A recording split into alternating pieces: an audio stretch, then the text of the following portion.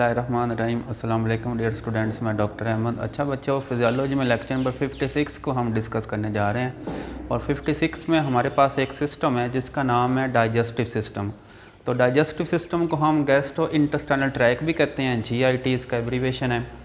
तो अब देखिए, हमारा ये वाला जो डाइजेस्टिव सिस्टम होता है इसमें डिफरेंट पार्ट्स आपको नज़र आते हैं। ये सिस्टम हमारा मुँह से शुरू हो रहा है, हमारे माउथ से और हमारी एनस पे ख़त्म हो रहा है। तो यहाँ पे देखें, इसका जो पहला पार्ट है उसको हम क्या कहते हैं, वो हमारा ओरल कैविटी या माउथ है। माउथ के बाद फेरेंक्स आ जाती है जो गला हमारा है।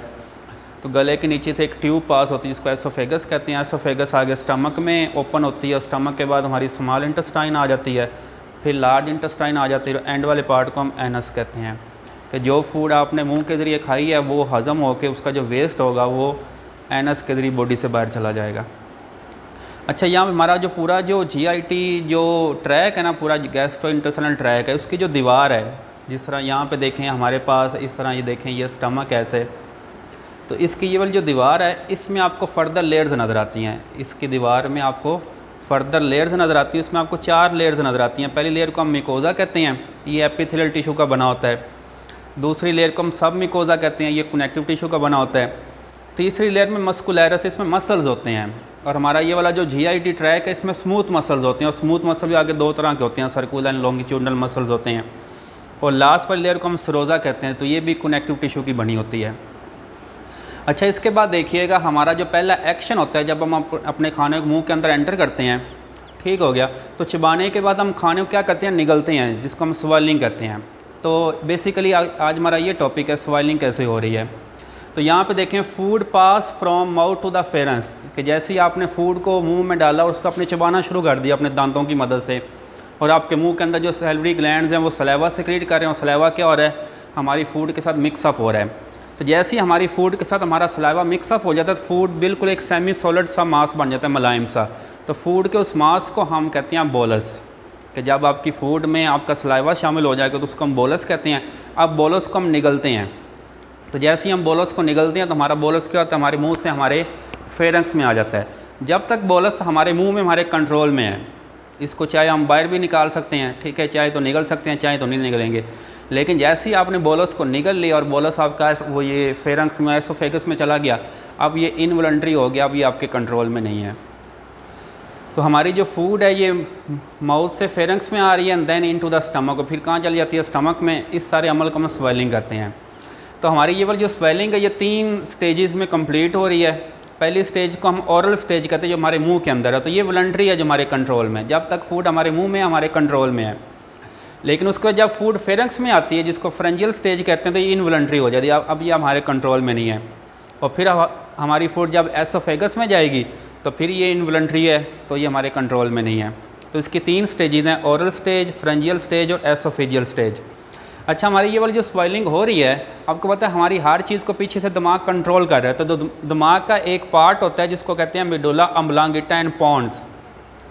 तो हमारा ये जो स्वेलिंग का जो सेंटर है, ठीक है, स्वेलिंग का ऐसा सेंटर जो स्वेलिंग को कंट्रोल कर रहा है, वो सेंटर कहाँ पे मौजूद है, वो दिमाग के इस पार्ट में मेडुला ऑब्लांगेटा और पोन्स के अंदर मौजूद है, जो हमारी सारी स्वेलिंग को कंट्रोल कर रहा है।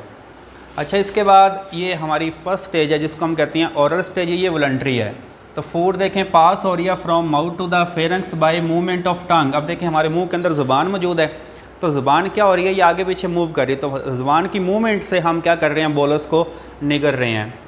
तो बोलस किसे कहते हैं, जब आपकी फूड में सलाइवा शामिल हो जाएगा तो उसको हम क्या कह देंगे, ये बोलस है। अच्छा, उसके बाद फ्रेंजियल स्टेज आ जाएगी, इनवॉलंटरी है। तो यहाँ पे क्या होगी, food passes from pharynx to the oesophagus. अब आपकी फूड फेरेंक्स से कहाँ पे जानी है, एसोफेगस में जानी है। एसोफेगस फूड की नाली है जो आगे फूड को स्टमक में लेके आती है। तो फूड स्टिमुलेट्स स्वेलिंग रिसेप्टर्स इन फेरेंक्स, कि हमारी ये वाली जो फेरेंक्स होती है इसके अंदर भी स्वेलिंग के रिसेप्टर्स होते हैं, कि जैसे ही फूड उन रिसेप्टर के साथ टच होती है तो वो रिसेप्टर्स क्या हो जाती हैं, एक्टिवेट हो जाती हैं। तो हमारे जो मसल्स हैं वो काम करते हैं और फिर फोर्स लगाते हैं फूड के ऊपर, हमारी जो फूड है वो ऑटोमेटिकली नीचे जाना स्टार्ट हो जाती है। इसके बाद हमारी फूड कहाँ पर, ये तीसरी स्टेज में आ गई जिसको कहते हैं एसोफेजियल स्टेज, ये भी इनवॉलंटरी है। तो यहाँ पे क्या होता है, food passes from oesophagus to the stomach. अब हमारी फूड एसोफेगस से स्टमक में जानी है, और ये जो सारी फूड जा रही है ये कुछ मूवमेंट्स के ज़रिए जा रही है, और इस मूवमेंट को हम कहते हैं पेरिस्टालसिस। अच्छा, जब हम फूड को निगलते हैं तो फूड ऑटोमेटिकली हमारी एसोफेगस, फिर स्टमक, फिर नीचे स्मॉल और लार्ज इंटेस्टाइन में जा रही है। तो ये जो फूड जा रही है ये एक मूवमेंट के ज़रिए जा रही है। इस मूवमेंट को हम कहते हैं पेरिस्टालसिस मूवमेंट। जिस तरह देखें ये वाली जो एसोफेगस है, तो यहाँ पे देखें एसोफेगस इस शक्ल में आपको नज़र आएगी ऐसे। तो इसको हम क्या कहते हैं कि ये जब यहाँ पे देखें ये आपका बोलस है, ठीक है। तो इस तरह देखें इसके ऊपर फोर्स लग रही है, बोलस क्या हो रहा है, इस तरह नीचे से नीचे आ रहा है। तो बोलस की इस मूवमेंट को हम क्या कहते हैं, पेरिस्टालसिस कहते हैं। और ये सारी मूवमेंट किसकी वजह से है, हमारी ये वाली जो एसोफेगस और स्टमक की जो दीवार है उसमें स्पेशल किस्म के मसल्स मौजूद होते हैं जिनको हम कहते हैं स्मूथ मसल्स। तो ये वाले जो स्मूथ मसल्स हैं ये लगातार कॉन्ट्रैक्शन एंड रिलैक्सेशन करती हैं, तो फूड के ऊपर फोर्स लगा रहे हैं जिससे फूड नीचे आ रही है। तो एक होती है प्राइमरी पेरिस्टाल, जो पहली मूवमेंट पैदा होगी वो प्राइमरी है, ठीक है। जिस तरह एसोफेगस पहली मूवमेंट पैदा हुई और जो फूड है वो एसोफेगस से वो स्टमक में आ गई, लेकिन कुछ फूड एसोफेगस में बाकी रह जाती है जिसको हम रेजिडुअल फूड कहते हैं। तो फिर उस फूड को भी स्टमक भेजने के लिए दूसरी मूवमेंट पैदा होती है, इसको कहते हैं सेकेंडरी पेरिस्टालसिस। मतलब पहली एक फ़ेज़ पहली पैदा हुई मूवमेंट की और उस फेज़ के लिए कुछ फूड स्टमक में आ गया, अब कुछ फूड एसोफेगस में रहेगी, अब दूसरी फेज़ आएगी और दूसरी फेज़ भी क्या करेगी, जो बची हुई फूड है उसको भी एसोफेगस से काम पहुंचा देगी स्टमक में।